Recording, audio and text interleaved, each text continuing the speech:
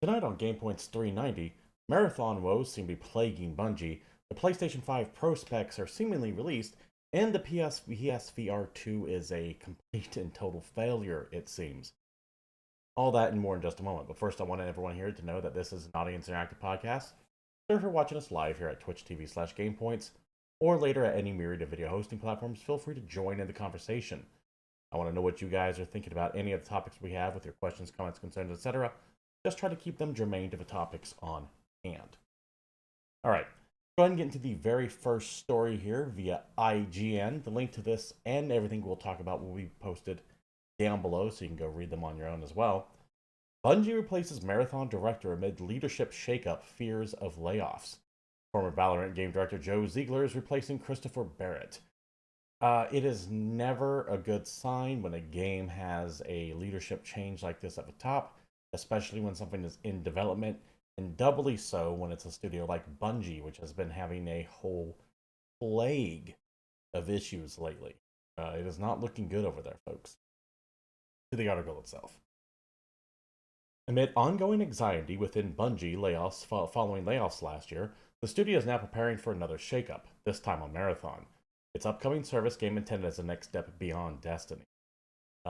As many of you know, Destiny 2 is going to be having the final major story bit of its light and dark saga, the final shape, dropping in just a few months.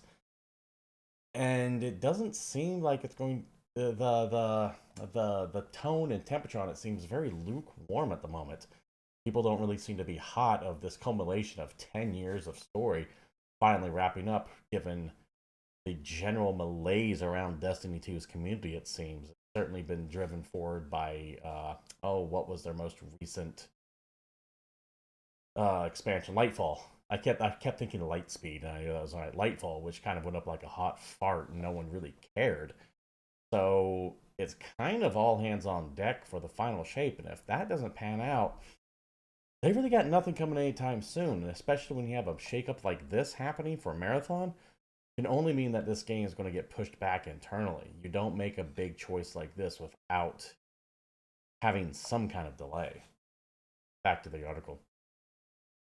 According to multiple sources familiar with the matter, Bungie is in the midst of shifting around its creative leadership on Marathon, including removing longtime Bungie designer Christopher Barrett from the game director role. IGN learned he's being replaced by former Valorant game director Joe Ziegler, who left Riot Games for Bungie in 2022. I have mentioned this before, but one of the deaths of a publisher slash developer, in my opinion, is when you stop innovating and start chasing what other people are doing. That seems to be the case here. They're putting this man in charge, and keep in mind, this is just my opinion, no inside knowledge. But the reason why you would be putting this person in charge, Christopher Barrett in charge, is because you would be wanting to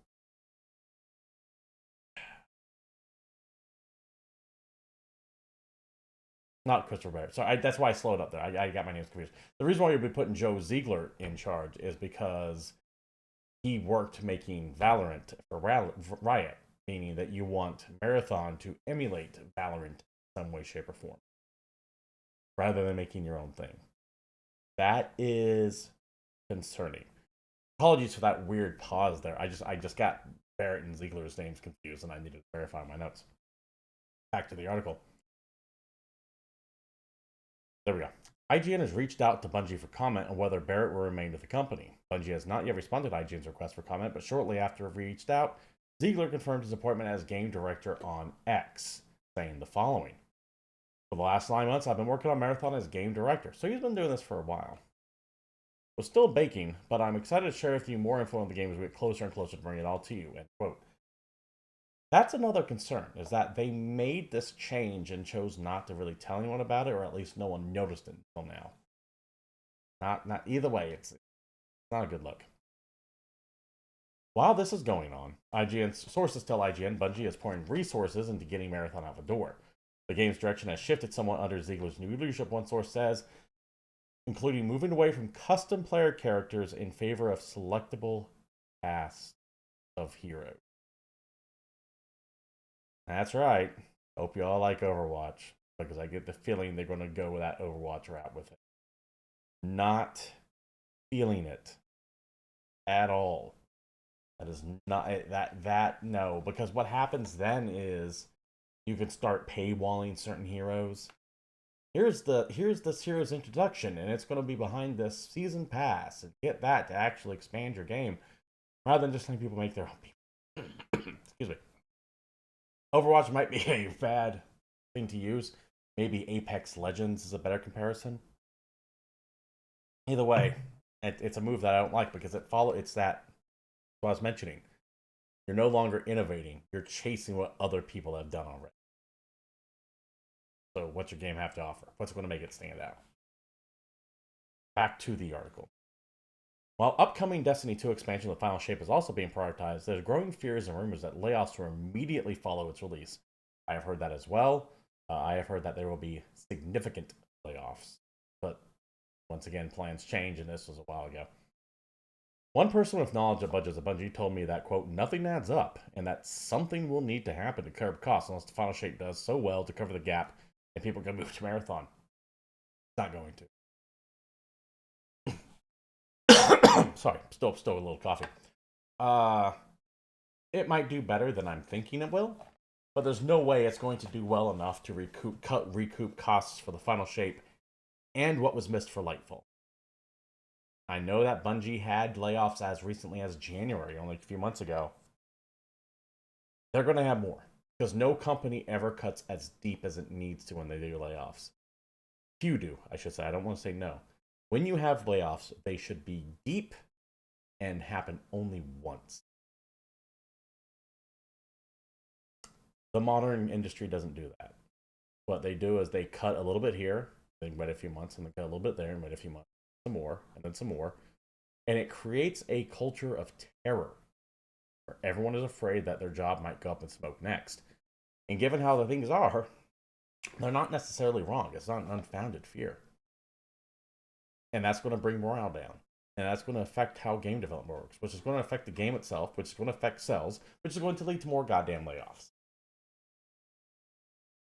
Bungie is in major, major trouble.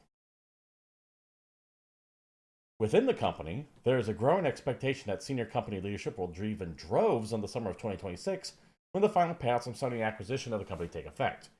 With this in mind, there is a strong push to get Marathon out the door before then, and let whoever takes the reins after that, be it Sony or Bungie, probably Sony, worry about how it's sustained. The reason why it might be Sony is because, from what I understand, written in the contract that Bungie has with Sony is that if Bungie does not hit certain financial milestones, Sony can come in and assume leadership of the entire company. I get the feeling that's actually going to happen sometime later this year, not in 2026. And I wouldn't be surprised, as a cost-cutting measure, Sony axes senior leadership at Bungie, because a lot of times when you have those merger contracts and they have to wait a certain amount of years to get vested in something, if they leave the company for any reason, including being fired, they don't get those payouts anymore on their bonuses. That would be a way to save a lot of money. And we are in a very cutthroat environment right now. Is that going to happen? Who knows? Do I know the details of that exact contract? That could be that might not be true either. I'm talking typical generalities here. They could have had the foresight to write in, "Hey, I get paid out this year no matter what happens." But I don't think so. I wouldn't be surprised if Final Shape comes out and you see big C-suite people get the axe. But we'll see in a couple of months. In the meantime, it certainly seems that development on Marathon is rocky, as they're changing out people, and the overall tenor of Bungie is just, well, depressing right now. And I don't blame anyone working there for being depressed. Kind of whacked. But this is going to affect the game. And that's when the company Death Spiral kicks in. Game sells like shit. People get fired. Morale goes down. Low morale makes bad games. Bad games sell like shit. More people get fired, etc. I don't see Bungie being able to right the ship anytime soon. And since 2024 is going to be a veritable bloodbath on layoffs, yeah, if 2023 was the year of the layoff, 2024 is the year of the studio closure. Now, I don't think Bungie is going to get closed by any stretch of the imagination. But they sure as hell are going to lose their independence. Once again, my opinion, could be wrong. We'll see in a couple months when Final Shape finally does drop. Let me know what you think down below, by the way. Let me know what you think about Bungie's future. Are you excited for the Final Shape? Are you excited for Marathon? I don't hear any buzz about Marathon. Admittedly, it's a genre that's outside of my wheelhouse. So I don't pay that much attention to it. But I'm not hearing anyone really talking about it all that much. And it could be a no game, no hype scenario where they announce it's coming and that's it. We haven't really seen anything from them then. Maybe once the hype machine starts kicking up for Marathon, the excitement will be there. But as of right now, relatively quiet. Could be a good thing. Next article here, the PlayStation VR 2 seems to be a total fucking bust for Sony. This is an archive from Bloomberg, because Bloomberg has that weird paywall, but I'll put the links to both so you can read either from Bloomberg or from the archive itself. Sony hits pause on PSVR 2 production as unsold inventory piles up.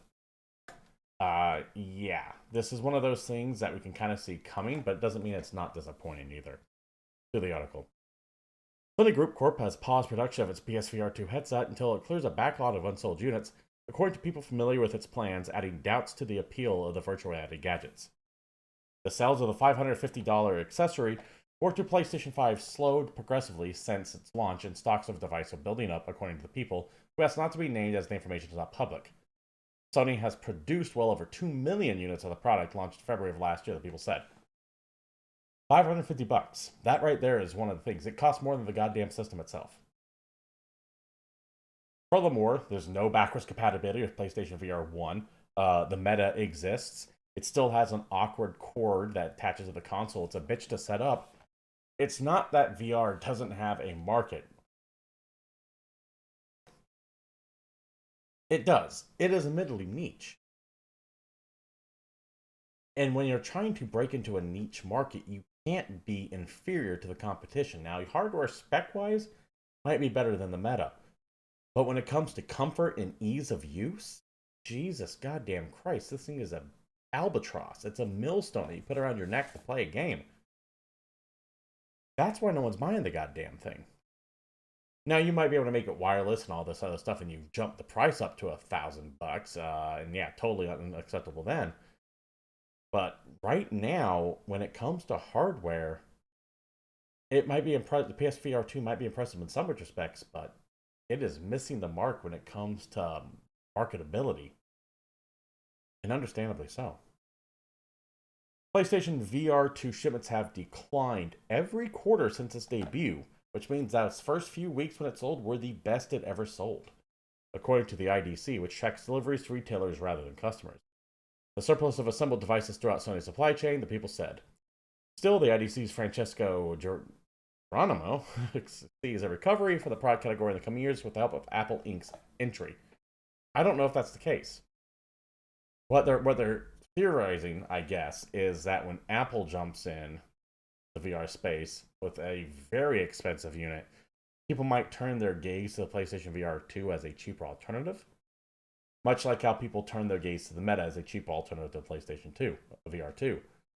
The problem with that is, if you're already looking to save a buck, just buy the goddamn Meta. Like, why bother? If you're going to cheap, go cheap. If you're going to go expensive, go expensive. This is going to try to split the needle between the two with significantly less usability, since it's relegated only to the PlayStation 5. The Meta could be used with all sorts of PCs. The Quest, or the Apple Pro, whatever the hell it's going to be called, can be used in all sorts of other things other than gaming as well. $550 is a huge ask for just gaming on only the PlayStation 5, when there's very little to actually play there. It's a walled garden. At least with the Meta, you can kind of jailbreak it and go to this weird world of programs on the computer, just given the nature of it being a PC-based device.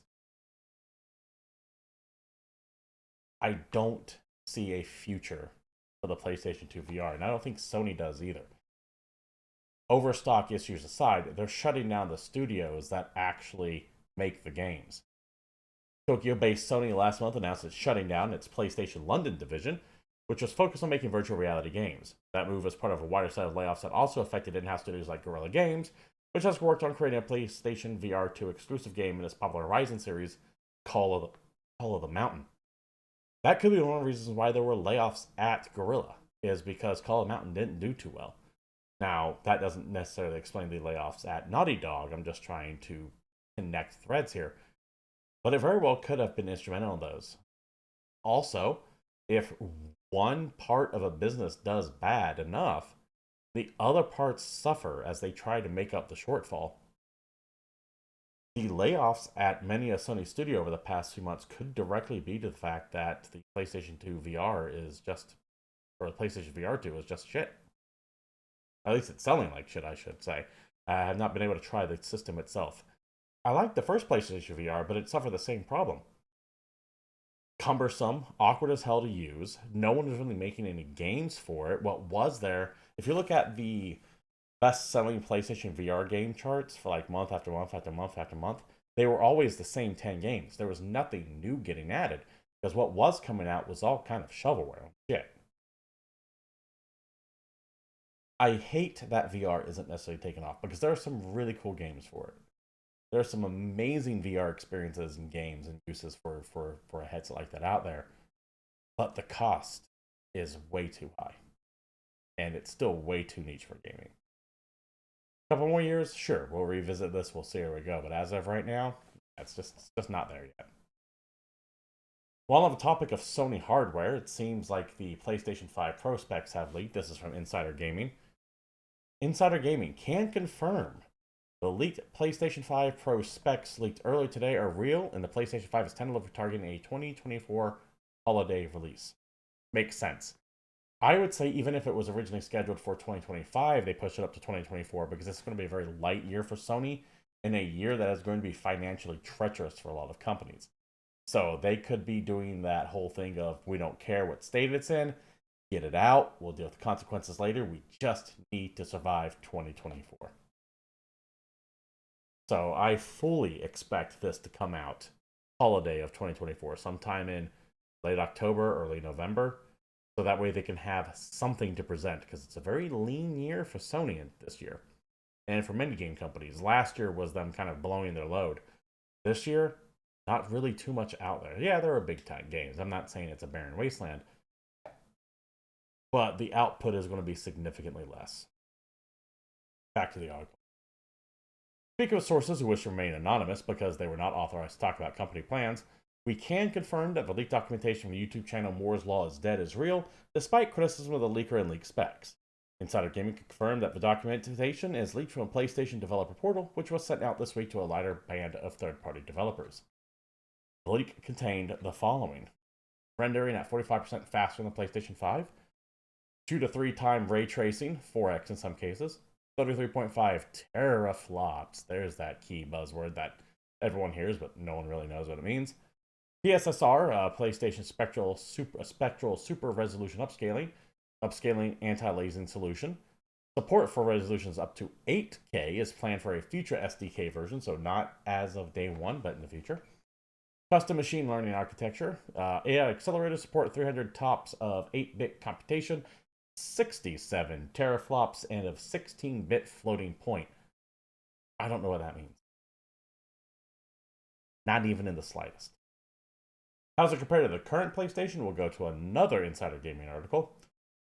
CPU system memory, 14 GTs compared to 18 GTs of system memory. 28% increase over the standard console. Once again, what that means, not really sure. The CPU is going to be the same, but it's slightly tuned up to run at a 10% speed bump. Audio is going to be slightly different at a higher clock speed, so expect a slightly more high def audio. I wouldn't imagine that being that noticeable. There are the GPU stats, which they were talking about in that one article right there as well. I'm not a hardware guy. This doesn't seem that marginally of an improvement. It doesn't. It feels like, and once again, understand I'm not a hardware guy. It feels like the step between the PlayStation 4 and the PlayStation 4 Pro was significantly stronger than what we're seeing here. I think what this hopefully will do is some games, Final Fantasy VII Rebirth being one of these culprits, still force you to choose between performance and graphics mode. Hopefully, this lets you run at both 4K and 60 frames. A lot of games still make you pick between 4K or 60. Maybe this will let you do both. Who knows? Either way, expect the PlayStation 4 coming later this year. I trust Moore's Law is dead. I certainly trust Insider Gaming, which is Tom Warren's, I believe it's Tom Warren's joint, Tom Henderson's joint, and he knows what he's talking about too. Yeah, expect this end of October, early November, I would say, somewhere around that time frame. And given what 2024 is going to be, there's no way Sony's going to allow this thing to get delayed unless it's absolutely necessary. Next story here, we go to GameIndustry.biz. Embracer sells Saber Interactive for $247 million. As many of us who have been paying attention to the games industry know, Embracer's portfolio has exploded over the past few months once a $2 billion deal with the Saudi royal family went kaboom, and they have been hemorrhaging money, studios, talent, mass layoffs, multiple cancellations. It is a company in crisis. And it seems like Saber is going to be salvaged by going back into the hands of its original owner. The article itself. Embracer has sold Saber for $247 million, as announced by the firm in a statement today. It has agreed to divest selected assets from Saber to Beacon Interactive, a new company founded by Saber's co-founder Matthew Kark. So this guy founded Saber, sold it, and is now buying it back. Saber will retain a number of studios as part of the sale, including because Saber was a big umbrella of stuff, including Nimble Giant, 3D Realm, Sandbox Strategies, which I think is actually a PR firm and not a developer, New World Interactive, Slipgate, Mad Head Games, Fractured Byte, and Digic. As for Embracer, the firm will keep the following studios: Zen Studios, those are the pinball guys, 4A Games, Tripwire, Beamdog, Tuxedo Labs, Demerge, Shiver, Aspire, Snapshot, and 34 Big Things. It also retained IP and feature publishing rights for a variety of titles, including various unannounced AA and AAA projects, and in addition to Killing Floor 3 and Teardown. So it is not a full separation. Saber itself, as well as some of the other studios under its developer, are kind of spinning off in its own Saber Interactive form, while Embracer gets to keep about half of the people on their end. As a result of this sale, Embracer's debt will decrease by $205 million, and we'll see the company cease all operations in Russia.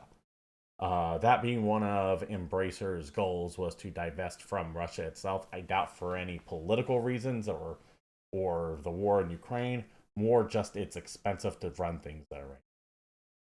Saber, however, seems to be picking up those studios, so I don't think that they're necessarily shutting down just full cloth.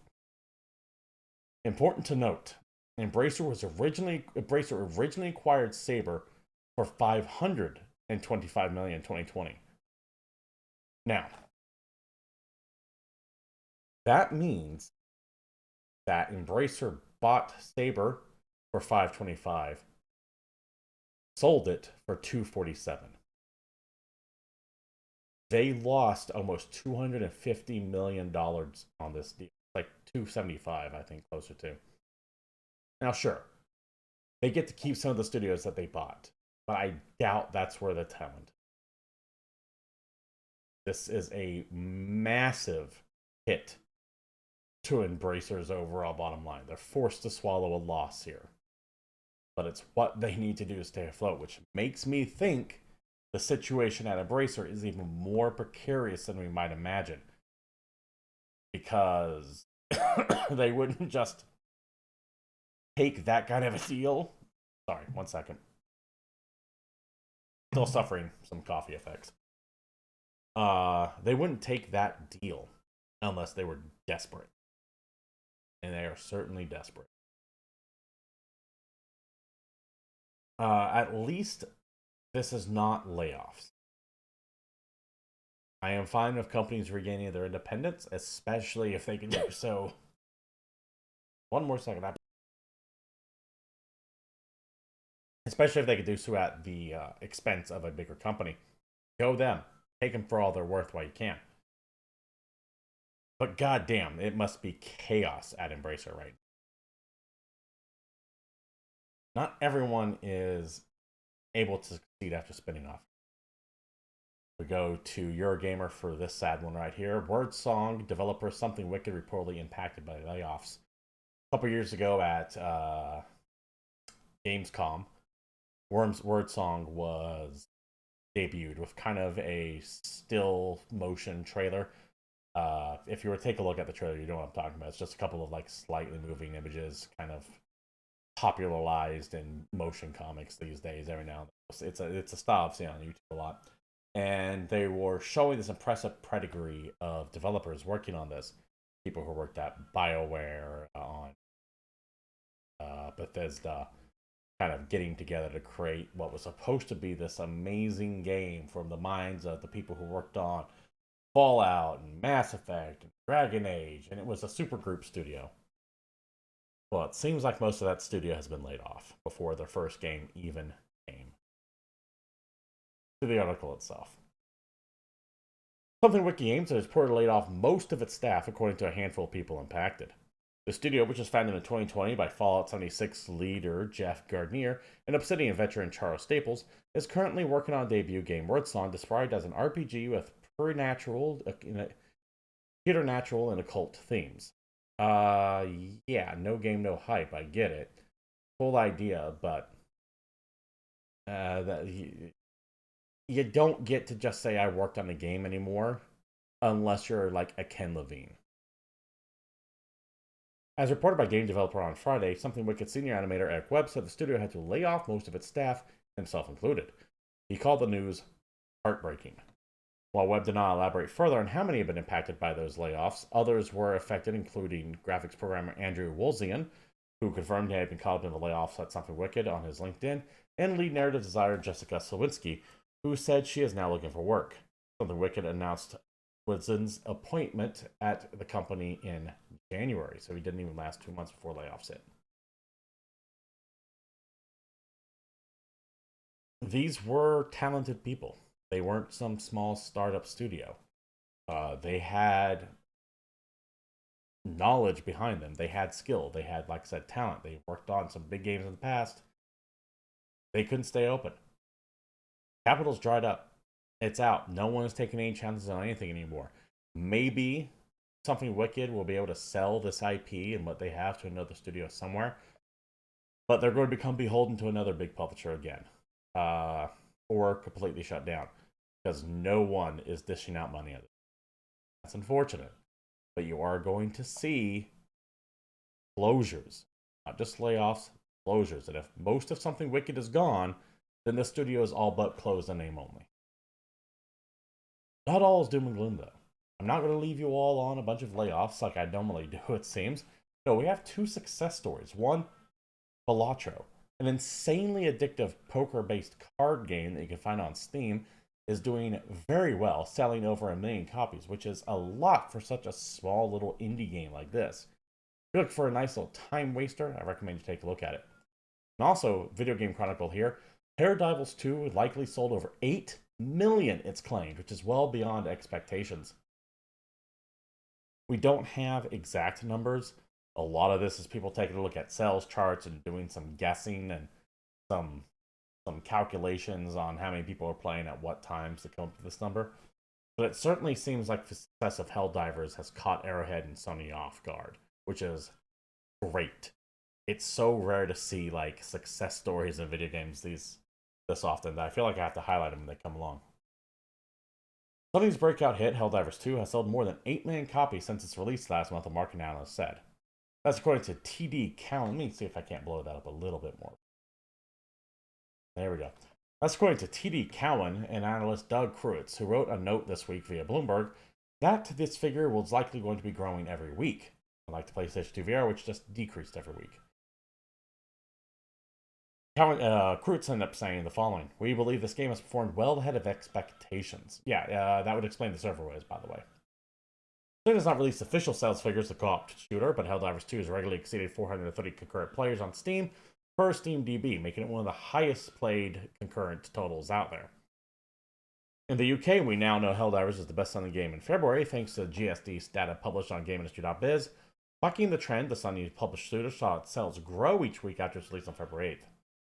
PlayStation 5 version of Helldivers 2 accounts for 57% of the sales in the UK. You could probably extrapolate that to be the same everywhere else too. On or about last month, and the remainder coming on PC. The game's breakout success has led speculation that developer Stockholm-based Arrowhead Game Studio could be acquired by PlayStation, something the studio itself has denied. Yeah, the head of Arrowhead came out and said, "We're not planning on selling anytime soon." They probably saw Sony laying people off left and right and went, "Nah, we're good." However, everyone does have a price. I don't think Sony's willing to match it right now, though. Because Helldivers 2, as fun as it is, does have some issues, especially on the development side. It's kind of ancient on its. The engine's weird. The anti-cheat's kind of a wacky. Server issues. The longevity of the game is also, of course, a question too. Who knows how long it keep going at this rate and cranking out new copies and reoccurring spending. Just because a game sold 8 million copies does not mean it's the kind of success Sony wants right at this time. I'm sure they made an offer to buy Arrowhead, but Arrowhead is in a position where they can demand a lot more money, and Sony might be unwilling to meet those demands. And with that last bit of good news, Helldivers 2 doing great, Balatro doing great, I'm actually going to go ahead and end things here. Thank you all for showing up. We do stream every Tuesday here at Twitch TV/GamePoints. I look forward to seeing you all then. I'll stream throughout the week as well here, random strategy games, horror, indie, what have you. Go have to catch them at the moment. Follow me on X at CapitalistPig21. We have a Discord server you can join. Link provided down below with all the articles we talked about today. Still trying to get back in the swing of things, by the way. Coughing way less, but I still am, as I'm getting over whatever flu I had back in early March. Or February at this point. It's been one hell of a couple of weeks, for sure. But hopefully, we're getting better and better every week as we get back into the normal swing of things. Thank you for sticking around as long as you have. I do appreciate it. Thank you for watching. Until next week, I'm out of here.